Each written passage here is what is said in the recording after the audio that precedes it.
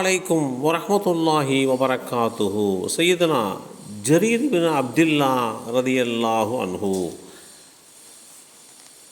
நான் இஸ்லாத்தை தழுவியதிலே இருந்து தம் வீட்டுக்குள் வரக்கூடாது என்று நபி ஸல்லல்லாஹு அலைஹி வஸல்லம் அவர்கள் என்னை தடுத்ததில்லை. புன்முறுவலுடன் சிரித்தவர்களாகவே தவிர அவர்கள் என் முகத்தை பார்த்ததில்லை. இந்த செய்தி ஸஹீஹுல் புகாரியிலே 3035 என்ற எண்ணிலே பதிவு செய்யப்பட்டிருக்கக்கூடிய இந்த செய்தி ஜரீர் பின் அப்துல்லா ரலியல்லாஹு அன்ஹு அவர்கள் மூலமாக அறிவிக்கப்படுகிறது. ஜரீர் பின் அப்துல்லா ரலியல்லாஹு அன்ஹு அவர்களுக்கு பெயரோடு சேர்த்து அல் பஜலி என்றும் அழைக்கப்பட்டது. பஜீலா என்பது யமன் நாட்டில் உள்ள ஒரு கோத்திரம். இவருடைய பூர்வீகமும் வம்சாவளியும் அங்கிருந்து வருவதனால் அந்த கோத்திரத்தை குறிக்கும் வகையிலே ஜரீர் பின் அப்துல்லா அல் பஜலி என்று இவர்கள் குறிப்பிடப்படுகிறார்கள். நான் இஸ்லாத்தை ஏற்றுக்கொள்வதற்காக வேண்டி மதீனாவை நெருங்கினேன். பின்னர் மதீனாவை அடைந்ததும் என் வாகனத்தை மஸ்ஜிது நபவியிலே கட்டி வைத்தேன். அதற்கு பிறகு என் ஆடைகளை சரி செய்து கொண்டேன். யமன் நாட்டு பிரஜை என்கின்ற அடிப்படையிலே எனக்கென்று இருந்த காப்பு உள்ளிட்ட அணிகலன்களை எல்லாம் அணிந்து கொண்டேன். பிறகு நேராக மஸ்ஜிது நபவிக்குள் நுழைந்தேன். அன்று வெள்ளிக்கிழமை ஜும்ஆ தொழுகை அல்லாஹுடைய தூதர் ஸல்லல்லாஹு அலைஹி வஸல்லம் அவர்கள் ஹுதுபா பேருரை நிகழ்த்தி கொண்டிருந்தார்கள். நான் உள்ளே நுழைந்ததும் அவர்களுக்கும் எல்லோருக்கும் சேர்த்து அஸ்ஸலாமு அலைக்கும் என்று முஹம்மது கூறிவிட்டேன். முஹம்மது கூறிவிட்டு நான் அமர்ந்திருந்தேன். எல்லோரும் என்னையே பார்த்தார்கள்.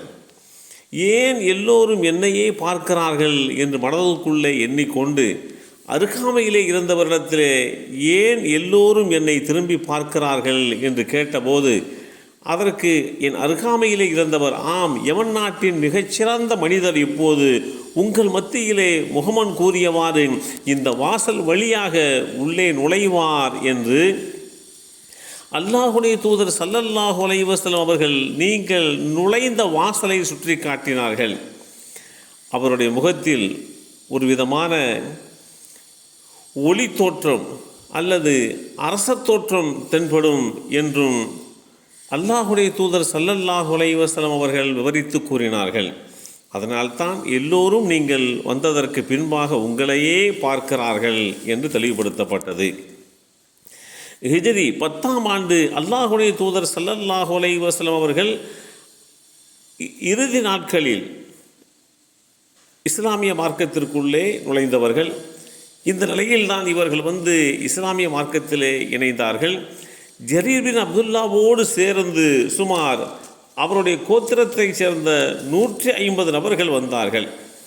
இந்த 150 நபர்களும் அல்லாஹுடைய தூதர் ஸல்லல்லாஹு அலைஹி வஸல்லம் அவர்களோடு ஜும்ஆவை நிறைவேற்றியதற்கு பின்பாக அனைவருமே அல்லாஹுடைய தூதர் ஸல்லல்லாஹு அலைஹி வஸல்லம் அவர்களை சந்தித்தார்கள். நபி ஸல்லல்லாஹு அலைஹி வஸல்லம் அவர்கள் ஒரு விரிப்பை எடுத்து ஜரீர் பின் அப்துல்லா அவர்களுக்காக வேண்டி விரித்து அதில் உட்கார சொன்னார்கள். காரணம், யமன் நாட்டினுடைய அரச குடும்பத்தை சேர்ந்ததனால் அவருக்கு இத்தகைய மதிப்பு வழங்கப்பட்டது என்கின்ற அடிப்படையிலே அல்லாஹுடைய தூதர் ஸல்லல்லாஹு அலைஹி வஸல்லம் அவர்கள் இப்படி ஜரீர் பின் அப்துல்லா அல் பஜலி அவர்களுக்கு மரியாதை செய்தார்கள். ஜரீர் பின் அப்துல்லா ரலியல்லாஹு அன்ஹு அவர்கள் அல்லாஹுடைய தூதர் ஸல்லல்லாஹு அலைஹி வஸல்லம் அவர்கள் இந்த மண்ணை விட்டு மறைவதற்கு சுமார் 40 நாட்களுக்கு முன்பு தான் இஸ்லாத்தில் இணைந்தார்கள். இருந்த போதிலும் காலமெல்லாம் அவர்களுடைய மனதுக்குள்ளே வருத்தத்தை ஏற்படுத்தி கொண்டிருந்த ஒரு சரியான காரியத்துக்கு தீர்வாக இவர்கள் அமைந்தார்கள். அதெல்லாம் இவர்களுடைய வரலாற்றிலே மிகப்பெரிய ஒன்றாக பார்க்கப்பட்டது.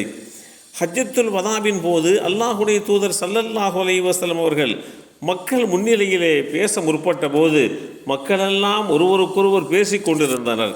அந்த வேளையிலே ஜரீர் இப்னு அப்துல்லா அவர்களை பார்த்து, ஜரீர், மக்களை அமைதிப்படுத்துங்கள், நான் பேச வேண்டும் என்று கூறுங்கள் என்று சொன்னார்கள் என்கின்ற செய்தியையும் நபிமொழி தொகுப்புகள் தெளிவுபடுத்துகிறது.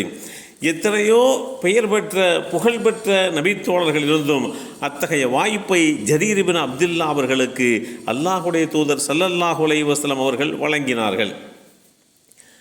ஃபுராத் நதிக்கரையோரம் வாழ்ந்து ஹிஜ்ரி 51ஆம் ஆண்டு சிரியாவுக்கும் ஹைராவுக்கும் இடையில் இருக்கக்கூடிய குர்கிசியா என்ற நகரில் இவர்கள் மறைந்தார்கள். 40 நாட்களே அல்லாஹுடைய தூதர் ஸல்லல்லாஹு அலைஹி வஸல்லம் அவர்களோடு இருந்திருந்தாலும் உலக மக்களுடைய நாவுகளிலெல்லாம் மீண்டும் மீண்டும் பேசுகின்ற வரலாற்றுக்கு சொந்தக்காரர்களாக இவர்கள் ஆகிவிட்டார்கள். எல்லாம் வல்ல அல்லாஹு தஆலா இவர்களுடைய வரலாற்று பின்னணியை புரிந்து கொள்கின்ற வாய்ப்பை நமக்கும் நம் சந்ததிக்கும் வழங்கி அருள் புரிவானாக.